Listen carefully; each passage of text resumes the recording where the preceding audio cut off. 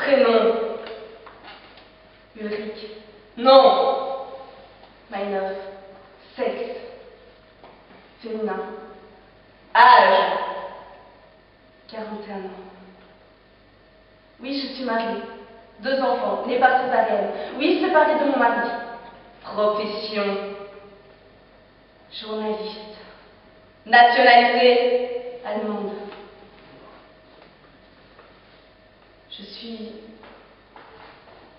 enfermée ici depuis 4 ans. Dans une prison moderne d'un état moderne. Crime. Attentat à la propriété privée, aux lois qui défendent la dite propriété et aux droits qui en résultent pour les propriétaires d'étendre sans limite leur propriété sur tout. Tout.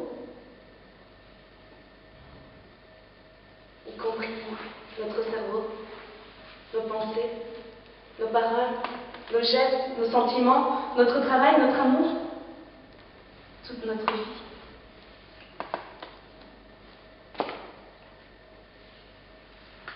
Vous avez porté à son comble l'émancipation de la femme.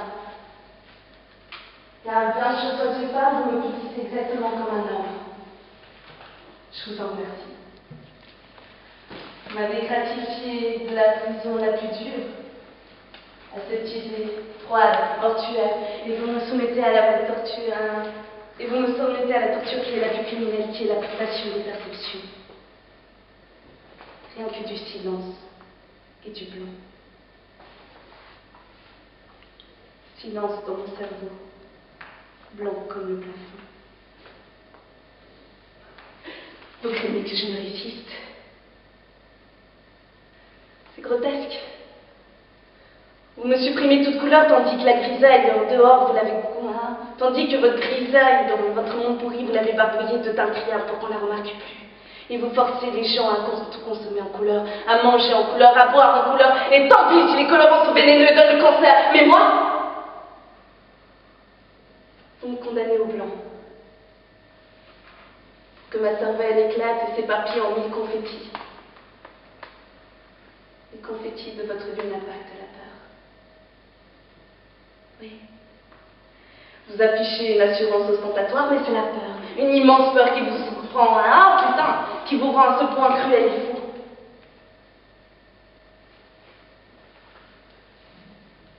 Et si vous m'avez enfermé dans cet aquarium, uniquement parce que je ne suis pas d'accord avec votre loi.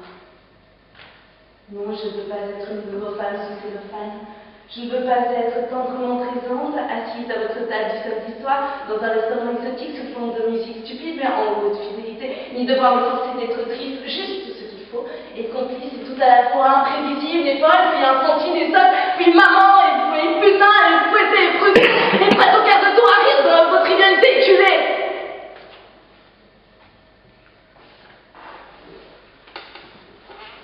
Le moment venu.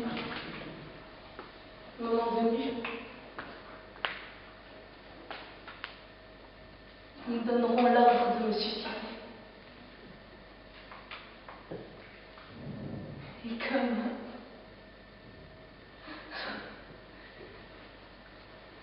Et comme dans cette cellule, il n'y a pas de barreaux aux fenêtres pour accrocher une ceinture ou un drap torsadé pour se pendre, ils me donneront eux-mêmes un coup de main. Peut-être même plus qu'un coup de main. Du travail bien propre. Propre comme cette social-démocratie qui s'apprête à me tuer dans l'ordre.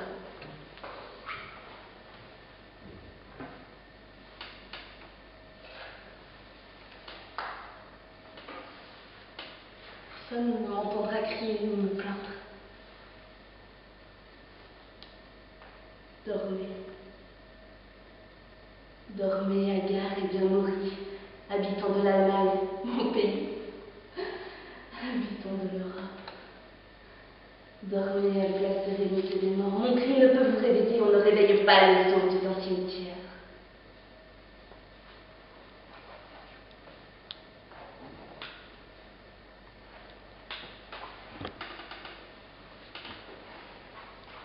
Oui, moi je sais.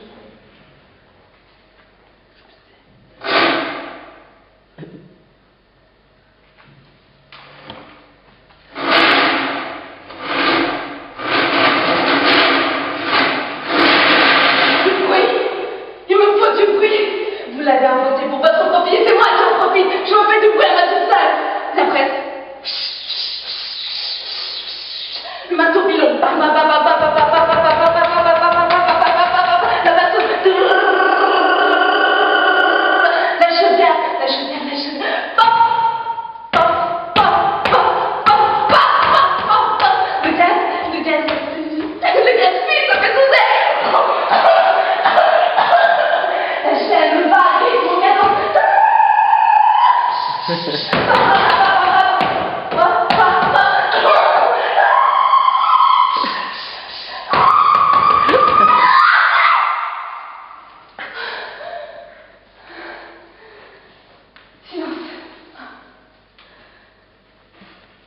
Comme c'est beau le silence.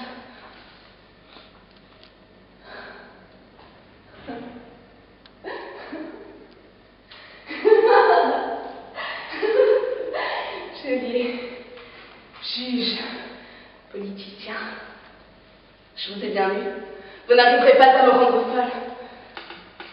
Vous devrez m'assassiner en pleine santé mentale et spirituelle. Vous devrez m'assassiner.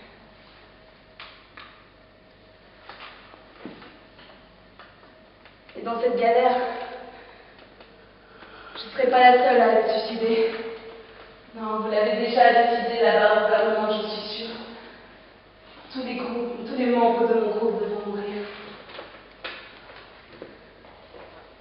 Le massacre sera exécuté de telle manière que tout le monde comprendra qu'il s'agit d'une exécution de police sommaire, police d'État.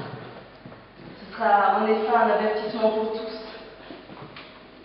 Pour les jeunes impatients, pour les ouvriers récalcitrants, pour les intellectuels malparlants et non alignés, pour les femmes mécontentes et frustrées, affichées sous les yeux de tous, sous les yeux des immigrés, arabes, turcs, espagnols, grecs, italiens, pour qui se gardent bien de se mettre en grève de manifester.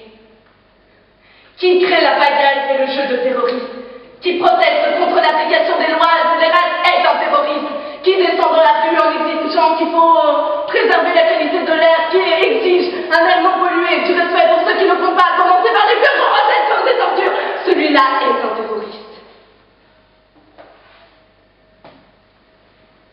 L'État a découvert le miroir paradisant de la terreur. Dans ce miroir, il y a le reflet de nos cadavres. Vous vous regardez. Et vous voilà immobiles, comme des vivants surgelés. À ceux qui acceptent ces conditions, qui font le noir dans leur cerveau, qui acceptent de vivre sans problème juste pour la douceur de vivre, je demande, êtes-vous sûr d'être encore vivant ?